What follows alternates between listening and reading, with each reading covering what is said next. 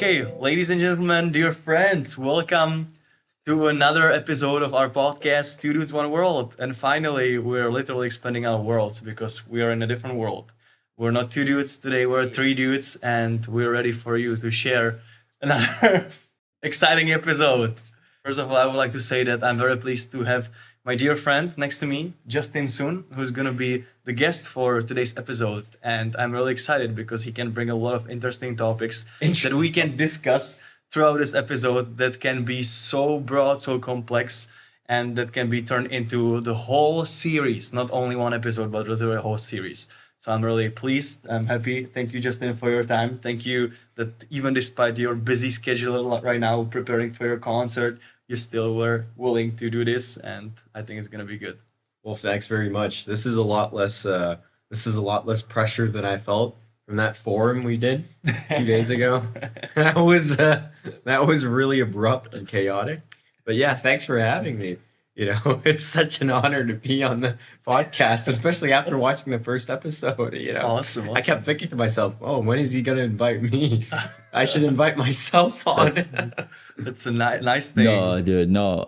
We actually thought about a big we have sort of a lot of possible guests in mind, and you were the first one that popped in our mind for this. That's an honor. But I'm sure. And actually, awesome. we're planning to involve you in the later episodes because we feel like you're too good guests to be included in the beginning. Yeah. So we didn't want to waste this potential, because we're still growing the audience as we trying to be consistent with the episodes. The more we do it, the more people we can attract. But obviously, we're not up there yet. It's still starting. So we didn't want to put you in it right from the beginning. Justin, my friends, Justin is very humble. He is awesomely humble. But just so you know, he is a professional musician. Mm-hmm. He is on the best music school in China, and he's about to have his concert. His what is it called? Well, it's called a report concert.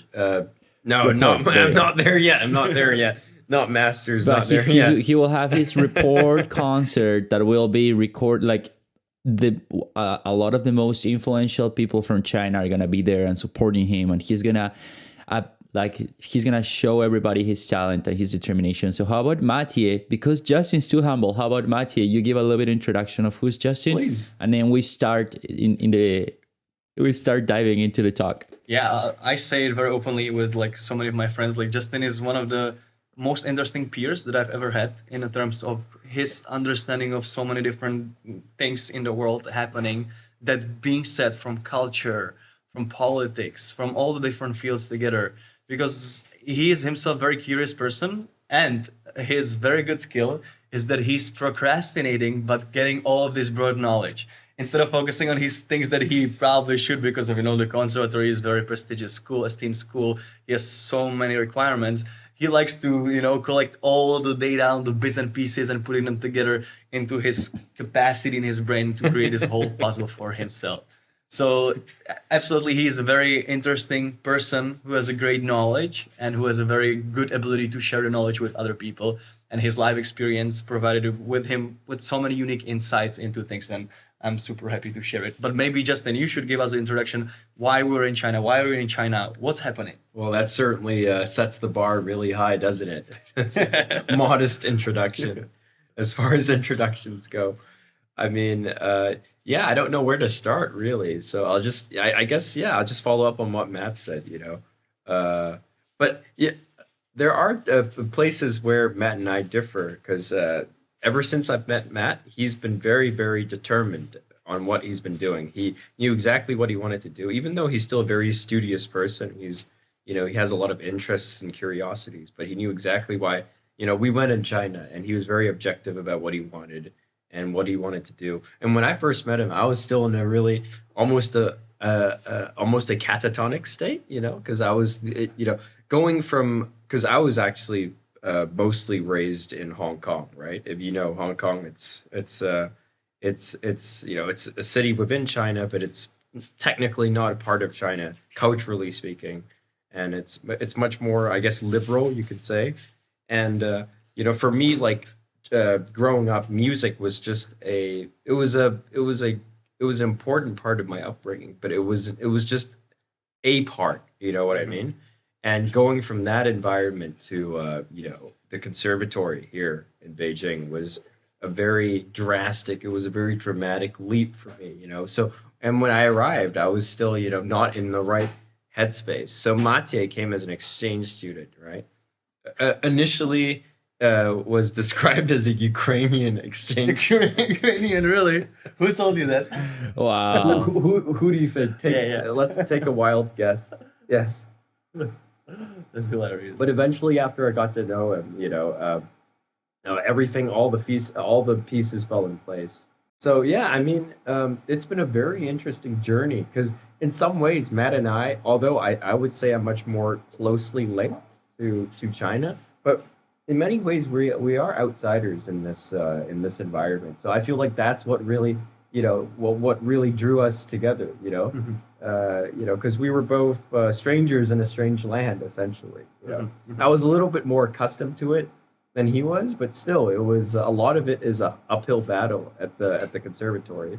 It's very technical, as Matt said. It's a very prestigious school here, Yeah, right? it's pretty much the best music school in China, which means as many people who understands the musical backgrounds, you know, people in China are very skillful when it comes to their technique. Very They practice and they spend so much time in polishing their skills. And so you can imagine how much pressure it can cause on you when you need to deal with this kind of competition. Yes, and even yes. though you are still kind of not belong to this environment, but you still have to compare within their standards, and it becomes quite a challenge, and mostly on your psyche. Yes. When you need to deal with this every day. Something I find really interesting based on what you guys said is that you said the conservatory was an uphill battle, right? And I think that has a lot to do with the culture. Yes. So what you mentioned a little bit of like how the study environment is in China, or like maybe how the culture works a little bit versus the American culture. Because Mati and I are not Americans, but we can work and function with the American culture because it just makes sense, right? Mm-hmm. Whenever you plan something, you have to plan it 3 months in advance. You have to schedule it. You have to follow up through. And you guys mentioned that in China, it's a little bit different. You just have to roll with it and just do your best. So I'm curious, and I think the people listening would be really curious to hear the differences between what they are used to how things are over there. So, I mean, I feel like we need to start with the entire system because, this is all built around culture, essentially. Work, you know, leisure, you know, like relationships. It's all built around sort of specific cultures, you know. And I would say, because I studied in the States before as well, and it's very, I would say it's a lot more accessible because the U.S. is, you know, it's a lot of the talent and education in the U.S. was imported. You know, it wasn't necessarily like conceived. It wasn't homegrown. Mm-hmm. It was built upon lots of different sort of diverse foundations. The great talented people from all over the world came to America to have this peaceful environment. I mean that is essentially. I mean, because it's not a cliche. I mean, because it is diversity is a strong. It is one of the strongest aspects of American culture because it's built around this, you know, it's like everybody has their own viewpoints, but they can come together for like a common purpose. And there's, you know, and there are like, you know, specific ways of doing things, right? But like everybody may have their own belief systems and their own sort of like cultural viewpoints, but they leave that at the door, generally speaking. How does it compare to China? Yeah, China is a much more. I don't mean to say this in like any derivative way, but it's much more of a. It is more. It's a little bit more closed off, so it's kind of doing its own thing. Obviously, there's still a lot of globalization, and there is multiculturalism to be found here, but it's still very much their own way of doing things, and in terms of ideas. And you know, just the whole system, the whole thought process is very different. Mm-hmm. And you know, obviously, because like if you want to compare the two, they're just so drastically different. Especially in this day and age, everybody likes to talk about the, you know, the differences between these two like incredibly complex Mhm. countries, which are just so different in terms of historically speaking, in terms of like. But what I the way feel it's- like, what is one part we can Yeah. a little bit uncover and dive into? Sure. When we finished the concert, Mhm. on Friday, which was like a crazy concert. Right, We yeah, spent a lot of time yeah. preparing for it. It was really stressful. Yeah. And then we finished it and we got this feeling like, oh, it's all over. And we're waiting for a car here. And we talked about like how we felt. And it was like, oh, there's a big love-hate relationships within China.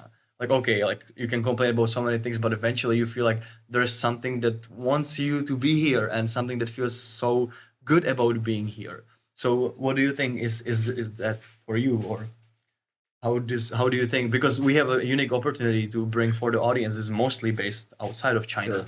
to give some good ideas about China, because China is an amazing country in so Mhm. many ways, and it's so worthy exploring and diving into in order to have like much complex understanding and increasing the worldwide empathy. Well, first of all, I think we have to like start from the practical side. Like China is a developing nation. It has seen unprecedented growth in the last, in the last 4 to 5 decades. No matter however you look at it, and like overall, in terms of industry, in terms of technological advancements, it's seen, truly, it's made amazing strides in many factors. But unfortunately, there are still some nooks and crannies that still, like, there's some creases that still need to be ironed out, including like like there's the general work culture here that is very, very, it does prioritize quantity over quality. Mathieu, good morning. You look a little bit tired. What time is it over there? Because like here it's beautiful 9:50 a.m. I just drank my coffee and I'm feeling awesome. Well, I would like to say good morning to you. That even though I flew in only 1 week ago and I'm still messed up time wise, but yeah, indeed, it's late night here. It's almost 11 actually at night. Yeah, After it's like 11 p.m. Wow. Yeah, it's busy been a days. long day. We'd like to greet you with our own glass of tea. And we have a red tea, which is actually good in China because red tea is supposed to be drank in the evening because it doesn't have caffeine, Yeah. so it doesn't make you feel like, oh, I don't want to sleep. Yeah, it helps. It actually helps you go to sleep. Yeah, it actually puts. we might fall asleep during this episode. one of us might How doze to sleep? off There in you the go. background. That's the episode, right? How to sleep better. Sleep science. All right, guys. Well, we were just talking a little bit about why China is such an awesome place. So, like, how about you just start saying what is your experience? personally, How you has wanna it been start? for you, Mathieu? Yeah, Mattia, you go ahead. For me, China is very personal and a very amazing place for so many reasons. But the most important reason that I always mention is because of my best friend that is Chinese and that I had a chance to meet in the university where we studied Edu together. You also met him. Actually, Edu was there during our very first meeting, how it all happened. And because of him, I could finally get out of my, privileged European bias towards this culture. And I could understand, oh my gosh, this country is actually cool. And there's so many interesting things that I can learn from this country. And that's how I deepened my interest from the beginning. And then I had a chance to go here and I discovered it's actually pretty cool, even though it can be difficult because of the language barrier, cultural barrier, because of all the requirements, especially if you study at a very prestigious school like we are. But eventually, for me, it's still much more love than a hate relationship. How is it for you, Justin? What this cool thing about China for you? What do you think? Well, it's funny you mentioned love hate. I mean, I feel like wherever you go in the world, it's realistically speaking, there's going to be good and bad everywhere you go. This is the reality of everything. So I mean, but what China can really offer you in many ways is not just like a completely different experience and perspective on just life, or because it has such a rich history, and I feel like it gets a really bad rap internationally because of its recent history. It's like it really is essentially judging a book by its cover, because it has incredible depth, and it's a country. If I were to introduce it, it's a country that has sort of like many other countries, it has witnessed its highs, its lows. It's gone through a lot of turmoil, but it also has had but it's all the more reason to really because it's we learn from our mistakes, and we all the negative experiences. It actually makes them much better people in many ways. And I feel like this is what Matt and I really share with a lot of Chinese people. They're incredibly humble, and they're very, very good people. They're very nice people. I think that's what you mentioned, the good side. I feel like that is what resonates with, a lot of foreigners when they first come here. Yeah. I had the joy to go to China when I was in senior year of high school. I didn't know first thing this. that I noticed, the first thing that I noticed I went to Beijing and then to Kunming, but I Yes. actually had the chance to explore in Kunming. Like I went outside to the street markets and whatsoever. How humble people are. It's like they most of the people do not pretend to be something they're not. They just accept their place and are happy to be there.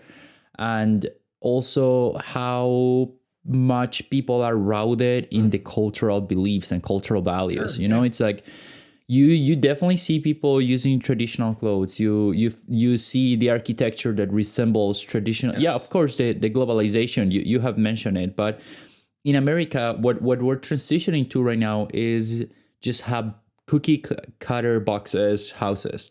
It's like For sure, everything is yeah. the same, It's very looking very urban, minimalist, very modern. suburban.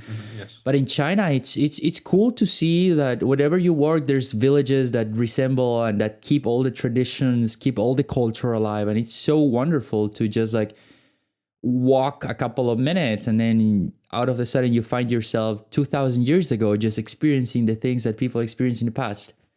For sure. I mean, I feel like that's one of the highlights when it comes to China because it's had such a long history. So there's and that's really reflected in a lot of, in a lot of the architecture and culture. And that's really where, the interesting part meets, the interesting parts really come out through that, because it's like old meets new. It's not necessarily that's what I mentioned earlier on about United States, the big sort of, I guess the big comparative piece of the 21st century, the United States and China, two very, very different countries. US is a teenager or baby in comparison to China. If we're talking about, relative in terms of lifespan, and I feel like that also, Cultural using span. that analogy, that also applies to the entire psyche of a lot of Chinese people, because, they've witnessed lots of turmoil as a civilization and as a people. They've had their highs and lows, and some of which were of epic proportions, really, crazy proportions, not to mention just the last two centuries, and a lot of their modesty really derives from that. It's this common kind of the best way I would describe it is this a common understanding and this sense of shared history and shared I don't want to use the word suffering, but more it's like I guess this shared empathy more. It's they're very empathetic people, I mean, and like you said, I'm sure you were treated very well while you were here, and obviously the same like rose tinted glasses both ways, obviously a lot of the current political climate, right? It's shaped a lot of people's perspectives of this country is shaped from the current political climate, and those are sort of realities that we can't deny, right? But if we were just to just look at things objectively, just from our own personal experiences, not through the eyes of I guess geopolitics and all that, you'll find that just there's a lot to like. Obviously, it's witnessed amazing sort of unprecedented growth. It's a country that witnessed unprecedented economic growth within the last 4 to 5 decades. Yeah, I mean, you always give me a good example of Shenzhen, which is now like super it's amazing. developed city that 30 years ago was a small fishing village. Like literally, there was nothing there. Like you can find the pictures on Google, find Shenzhen before and now, and the crazy change within just short period of time. It's just my personal experience as a kid, I'm no economist. I'm no sort of entrepreneur or sort of expat who's immigrated here. But just growing up, because I grew up in Hong Kong, which is right next to Shenzhen. Hong Kong is a well-developed city, but it's very cosmopolitan. It's international. It's a colony for those who don't understand the context and the history. But it had a head start in terms of development. So there was a stark contrast. Unfortunately, China was going through a lot of, political sort of turmoils through the second half of the 20th century, and that is when Hong Kong really was at the pinnacle of its sort of, economic and cultural sort of high, and that was also because it attracted a lot of the intellectuals and talent from mainland China, who unfortunately had to flee there because of a lot of hardships they were enduring inside. That is putting it mildly within the mainland. So, and since back then, Shenzhen was little more than a fishing village, a small plateau, of land. It was still bigger than Hong Kong, but very, it was stark differences in terms of quality of life. I mean, you just couldn't imagine. And I was a leading technological city. Yes, now it is a leading. It's the new Silicon Valley, essentially. Or like the Dubai of China. Yeah, you could put it that way. Basically, very much so, the Dubai of China. And what does that mean when we say, Silicon Valley or Dubai or these technological sort of advanced sort of cities? Because it's what it essentially is a platform. It is a platform that that has seen amazing sort of leadership in government policy and investment, which paved the way for a lot of foreign investment and a lot of homegrown technologies, and it attracted a lot of in a lot of talent from all over the country and also from all over the world, which led to its innovation and it led to its amazing industrial growth. Yeah, I saw this poll. It's like one of the most in terms of per capita, it was the fastest growing in the world for many years. It's very impressive, And like I said, from my point of view, I grew up in Hong Kong, and we would, as a kid, you would go to Shenzhen every now and then, and it was just horrific conditions. You could see, yeah, like it was not. I think that's one of the benefits of China, right? That, well, at least in America, the way Silicon Valley was developed is a lot of creative people started coming together, and it was by own decision. But for example, Dubai was a city that was built upon a lot of funding and a lot of pressure from a couple of people or one person that decided to I want to make this happen. So in a way, the Chinese government was the responsible for creating this technological development and pushing. And it's awesome, thinking the other side of the coin. It's like everybody thinks China is a country that's just ruled by the government and yada, yada, yada.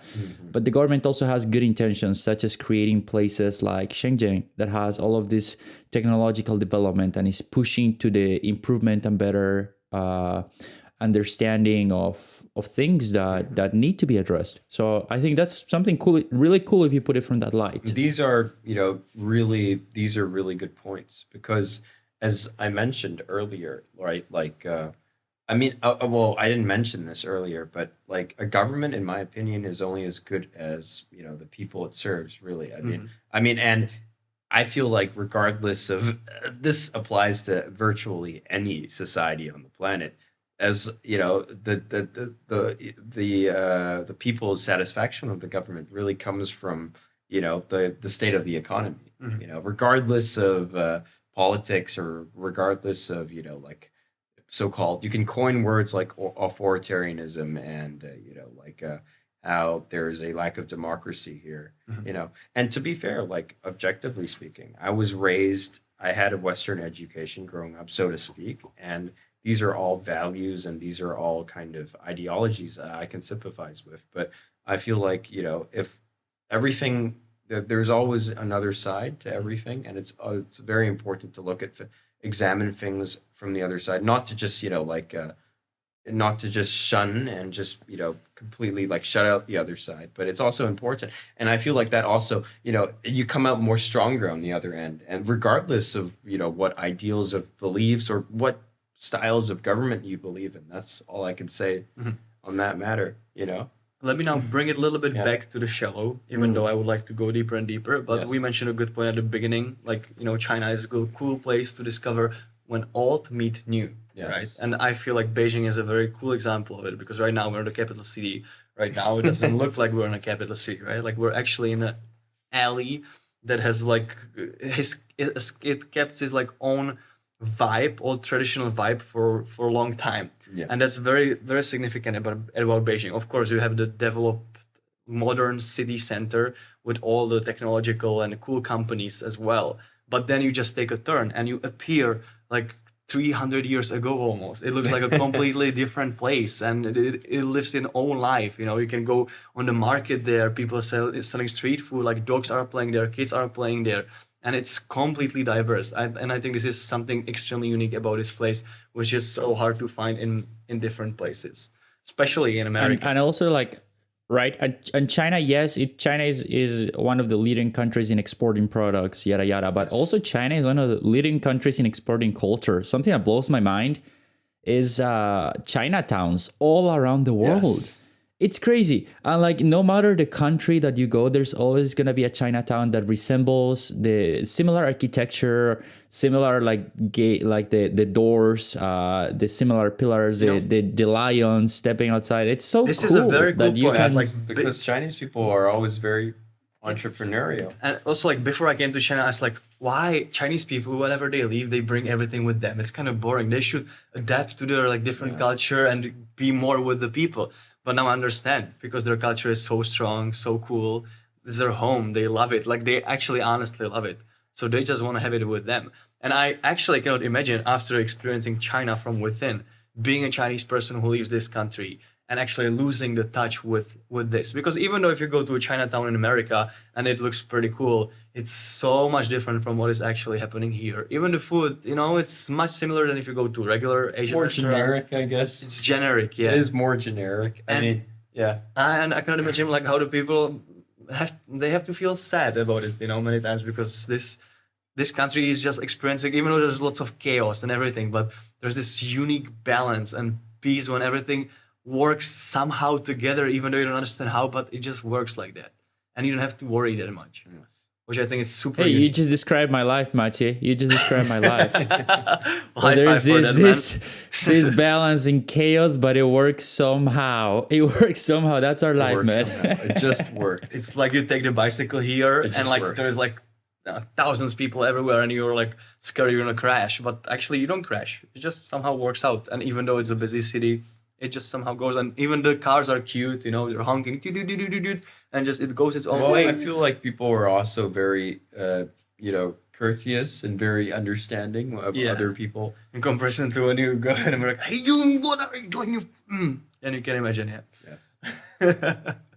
But like I said, I don't want to take sides. It's funny. yeah, of course, Objectively, I feel like there's always, course. there's always good and bad everywhere. course. But as you said, to elaborate, the reason why Chinatown was so popular, it wasn't because the Chinese were interested in promoting and sharing, Spreading their necessarily culture. sharing or imposing it onto other people. It's simply because Chinese people have always historically been very, very entrepreneurial and very adventurous people, and you could find them across every corner of the world. Whether or not it's like the most tropical place or even in the middle of the desert, there's always a Chinese restaurant. And actually, regarding Chinese food, like Chinese food can be super easily, quickly done, Yes. and it's extremely delicious and flavorful. In comparison to many Western foods are so complicated and can be also sometimes quite bland and boring in comparison to what Chinese people can do within just a few seconds. Yes. So full of vegetables, full of different things. It's a rich history. Yeah, Chinese it's cuisine super- it has a rich history, and it's very like, what is Chinese cuisine essentially? Because it's complicated. It's like Indian cuisine, because it's like, it's such a massive country with such a huge history. Every region has its own like historical kind of methods, and it's just it's own recipes. It's defined by its like the flavors, the different ingredients it uses, all the methods. It's defined by the geography of the land, the Philosophy culture, behind even that. So I think it's that very I love complex. about Chinese food is, and I just thought about this, thinking of how they try to keep the culture alive. Yes. Is that how did people cook in the past? They cook with fire, with wood, and with something, right? And when you think about Chinese food, what's the first thing that comes to your mind? Like a wok with fire.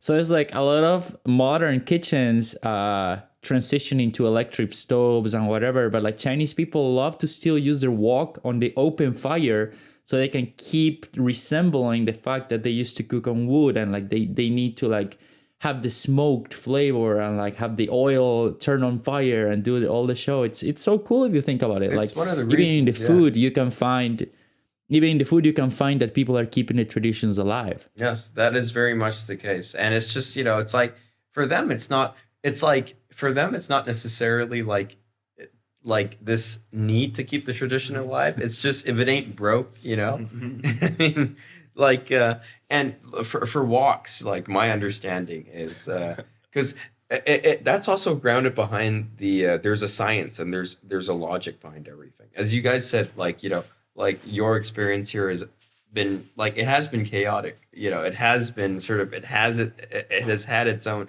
Your adventures here have been Every day. yeah, have been have had its ups and downs, but they always tend to work out, because there is, although it may seem really, like glamorous and really over the top on the outside, there is a logic underpinning everything here, and that goes for a lot of the people, and like on the topic of food and culinary cuisine, you mentioned the wok, right? Because Chinese people have historically believed that the faster and the stronger you cook something, the more flavor and the more nutritions come out of it. You see, so it's actually like if you were to compared with like Mediterranean cuisine, which is like it's all about freshness, right? It's all about, Italian food, as we know. It's all about like getting the best quality ingredients and then just like letting those ingredients speak for themselves. Chinese cuisine is also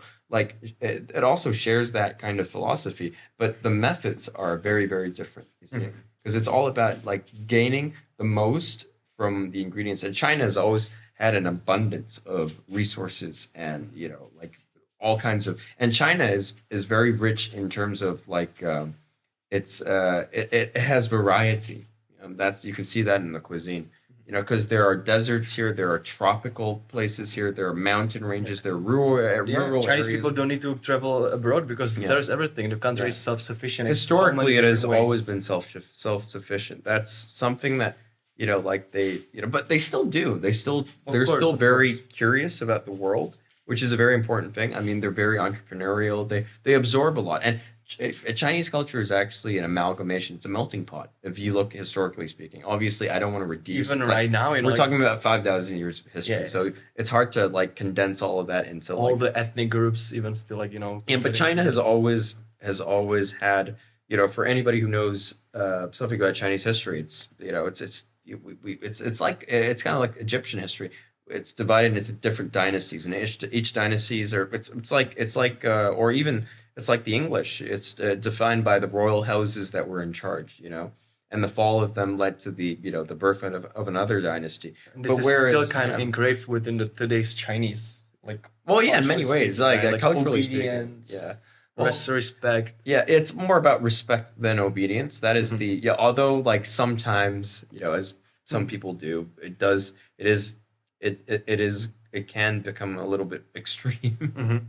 Yeah. But it is built around the core tenets of Chinese ethics, I guess you could say, are built around things that are fundamentally quite good. And I feel like that is what you felt. That is what a lot of outsiders, a lot of foreigners feel, which is why I said it's like a melting pot. Because although it's like, like you come from different places, you may share completely different beliefs, there's this common understanding behind everything. And it's, they're very empathetic people, That's it's something I also mentioned at the forum we did like a few days ago at the conservatory. Obviously, like on the surface there are still many problems. Like I'm not going to mince words. China is still a developing nation. There are still a lot of especially, I mean, anybody if you just look up the last 100 years of Chinese history, you would understand. I mean, how much it changed. Yeah, how much has happened, how much it has really been forced.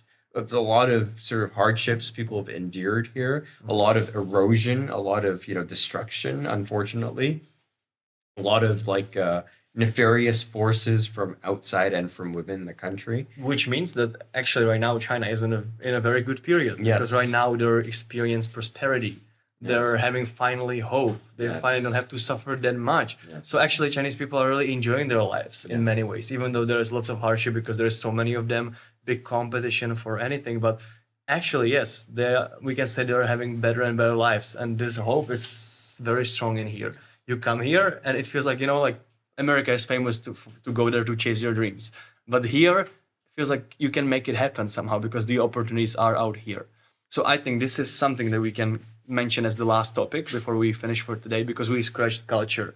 We scratched, the Yes. food. We talked a little bit about music, all the things that China is really famous for. And we got this at least a little bit like of insight. But now I think very practical thing for our listeners, because lots of young people are listening to us. What can a young people who would be interested in Chinese culture do in order to get to China, experience China through their own lens? How they can get connected with China? Well, I feel like as long as they keep an open mind, China has always been a very welcoming place for me. I was raised in Hong Kong, but Hong Kong is a part of China historically. That's where the culture is, but it has diverged and gone on quite a different path, And I still found China to be a very welcoming place. I feel like it is as welcoming as you choose as you make it to be.